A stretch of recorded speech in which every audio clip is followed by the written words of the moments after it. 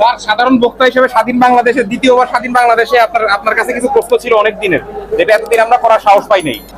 এই প্রশ্নগুলো আপনার কাছে করতে চাই। খুচরা বাজারে এরা তো কোনো দ্রব্যমূল্য নিয়ন্ত্রণের মধ্যে থাকে না, তাহলে আমাদের দ্রব্যমূল্যটা আসে হলো কি নিয়ন্ত্রণ করে কোথায়? City group. তেলের বাজার নিয়ন্ত্রণ করে সিটি গ্রুপ কিংবা বসুন্ধরা, যারা যারা আছে। আপনারা তাদের ওখানে কেন গিয়ে দ্রব্যমূল্য নিয়ন্ত্রণের ব্যাপারে কোনো কথা বলেন না? দাম তারা কেন বেশি রাখতেছে হলো পাইকারি আড়ত থেকে বেশি রাখতেছে, এটা কেন কথা বলেন না? আপনি যেমন বলেন যে সিটি গ্রুপ, মেঘনা গ্রুপ, এই সবগুলোতে আমরা ডিজি স্যার মাঝে মাঝে আমাদেরকে পাঠান আনএক্সপেক্টেড ভিজিট দেওয়ার জন্য, এবং সেখানে আমরা একাধিকবার অনেকবার গিয়েছি। নিজে আপনি এখানে কয়টা লাইট জ্বালাচ্ছেন দেখেন তো, এত লাইট কেন বলেন? চারটা দোকান, এতগুলো হল্লা লাগানো কেন? সবগুলো স্যার, সাধারণ বক্তা হিসেবে স্বাধীন বাংলাদেশের দ্বিতীয়বার স্বাধীন বাংলাদেশে আপনার কাছে কিছু প্রশ্ন ছিল অনেক দিনের, যেটা এতদিন আমরা করার সাহস পাই নাই। এই প্রশ্নগুলো আপনার কাছে করতে চাই। এখন কি করা যাবে স্যার? আমি বলবেন বিষয়টা মূল্য তালিকা দিতে হবে, মূল্য তালিকা দিতে হবে। থেকে যারা বাস আপনি তো মূল্য তালিকা দিবেন, আমি দেবো, আমারটা সঠিক পাইবে। হ্যাঁ, তারপরে আপনি একটু দোকানে একটু বেশি লাইট জ্বালানো যাবে না, রঙিন লাইট জ্বালানো যাবে না, এবং পাকে কাস্টমার সংরক্ষণ করতে হবে। এটা জানলাম, আমরা ওইভাবে চলার চেষ্টা করবো। ছোট কয়েকটি প্রশ্ন ছিল, সেটা হলো যেমন মনে করেন আমাদের চাল, ডাল, এগুলো আপনারা সবসময় লোকাল খুচরা বাজারে এসে নিয়ন্ত্রণ করার চেষ্টা করেন, ঠিক আছে? কিন্তু এরা এই খুচরা বাজারে এরা তো কোনো দ্রব্যমূল্য নিয়ন্ত্রণের মধ্যে থাকে না, তাহলে আমাদের দ্রব্যমূল্যটা আসে হলো কি নিয়ন্ত্রণ করে কোথায়? City group. তেলের বাজার নিয়ন্ত্রণ করে সিটি গ্রুপ কিংবা বসুন্ধরা, যারা যারা আছে।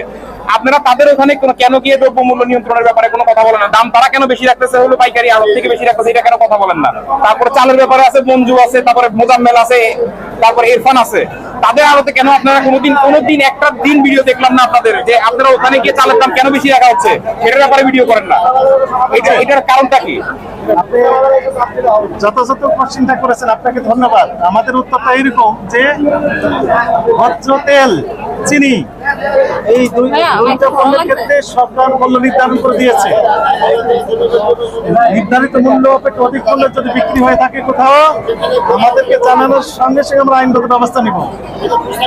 দ্বিতীয় কথা হচ্ছে যে আপনি জানেন যে উৎপাদনকারী প্রতিষ্ঠানের ঠিকানা যদি ঢাকা জেলার ভিতরে হয়ে থাকে, তাহলে আমি দেখতে পাবো আমার জুরিসডিকশন ঢাকা জেলার ভিতরে। এটি আপনি যেমনটি বলেন, কুষ্টিয়ায় উৎপাদন হয় চাল, নওগাঁতে উৎপাদন হয়, দিনাজপুরে হয়, পাবনাতে হয়, কিশোরগঞ্জে হয়, বিভিন্ন জেলায় হয়। সেখানে আমাদের সহকর্মী আছে, তারাও ওখানে দেখভাল করছেন, মনিটরিং করা হচ্ছে, হয়তো সেটি ভিডিওতে আসছে না। আর আপনি যেমন বলেন যে সিটি গ্রুপ, মেঘনা গ্রুপ, এই সবগুলোতে আমরা ডিজি স্যার মাঝে মাঝে আমাদেরকে পাঠান আনএক্সপেক্টেড ভিজিট দেওয়ার জন্য, এবং সেখানে আমরা একাধিকবার অনেকবার গিয়েছি, মিডিয়া সহকর্মীদের নিয়ে গিয়েছি।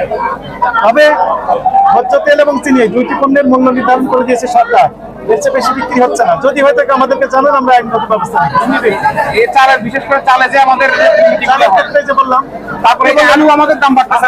বিষয় আমাকে বলতে দেন। আপনি বললেন যে খুচরা বাজারে আমরা কেন যাই, আসলে তারা কি দামে কিনেছে এবং কি দামে বিক্রি করছে, এর ভিতরে কত টাকা লাভ করছে, এই জন্য তাদের কার্যক্রম আমরা ক্লোজলি মনিটরিং করছি, যেন তারাও অনৈতিক সুবিধা না নিতে পারে।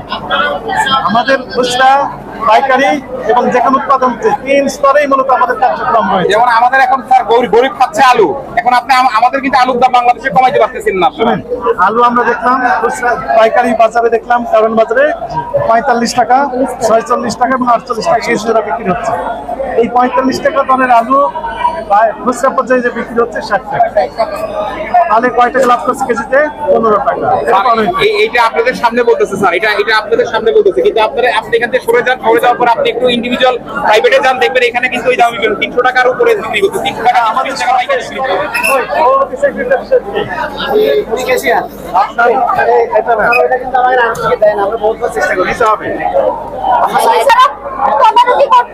আপনারা উত্তর দিবেন সুন্দর করে, তাদের সাথে কথা আপনারা সুন্দর করে কথা বলবেন, তারাও সুন্দর করে কথা বলবেন। আপনি বলে দিবেন সবাইকে, একটি দোকানে একটি লাইট জ্বলবে, রঙিন লাইট, সাদা, একই কালারে, ঠিক আছে? মূল্য তালিকা দেওয়া থাকবে, মাছ ক্রয়ের ক্যাশ মেমো এবং ক্রয়ের উপর ডিপেন্ড করে ক্রয়ের উপর ডিপেন্ড করে বিক্রয় মূল্য সেখানে আমাদের অভিযান হবে। যদি না দেয়, যিনি দিচ্ছেন না তার নাম ঠিকানা আমাদের দিয়ে দেবেন, ঠিক আছে? তাদের বিরুদ্ধে আইনগত ব্যবস্থা নেওয়া হবে। সম্মানিত মাছ ব্যবসায়ীগণ, আপনাদের সকলকে জাতীয় ভোক্তা অধিকার সংরক্ষণ অধিদপ্তরের পক্ষ থেকে সালাম এবং শুভেচ্ছা জানাচ্ছি। সম্মানিত ব্যবসায়ীগণ, আপনাদের দৃষ্টি আকর্ষণ করছি, আপনারা যারা মাছ বিক্রি করেন, দয়া করে মাছের যেখান থেকে ক্রয় করেছেন সেই মাছের ক্রয়ের টাকাটা সংরক্ষণ করবেন এবং মূল্য তালিকা যথাযথভাবে প্রদর্শন করবেন। একই সাথে আরেকটি নির্দেশনা আপনাদের জন্য আমরা জানাচ্ছি, প্রত্যেকটা দোকানে আমরা দেখলাম একাধিক লাইট এবং বিভিন্ন রঙের লাইট ব্যবহার করছেন, এটি অনৈতিক। একটি দোকানে একটি লাইটই ব্যবহার করবেন এবং সাদা লাইট হতে হবে, একদম ফ্রেশ সাদা। আপনি বিভিন্ন মাছের যে রং সেই রঙের সাথে মিল দেখে রঙিন লাইট ব্যবহার করবেন, এটি অনৈতিক। আপনি সাদা লাইট ব্যবহার করবেন এবং একটি দোকানে একটি লাইটই ব্যবহার করতে হবে। অনেকে দেখলাম যে 5-7টি করে লাইট এবং একটি লাইটের অনেক পাওয়ার, 1000 পাওয়ারের বেশি। বিদ্যুতের অপচয় করার সুযোগ নেই, সবাইকে সাশ্রয়ী হতে হবে এবং এই বিদ্যুৎ গুলো আমরা ব্যবহার করবো তিন ফ্যাক্টরিতে উৎপাদনশীল কাজে ব্যবহার করা হবে। গ্রামের মানুষ অনেক সময় বিদ্যুৎ পায় না, তাদের ফসল ফলানোর ক্ষেত্রে যে ডিপ টিউবওয়েলে বিদ্যুৎ দেওয়া হয় সেখানে অনেক সময় ত্রুটি দেখা যায়। সবাইকে এগিয়ে আসতে হবে। আজকে আপনাদেরকে সতর্ক করা হলো, এরপরেও যদি আপনারা এই সতর্কতা অবলম্বন না করেন তাহলে আপনাদের বিরুদ্ধে আইনানুগ ব্যবস্থা নেওয়া হবে। Thank you.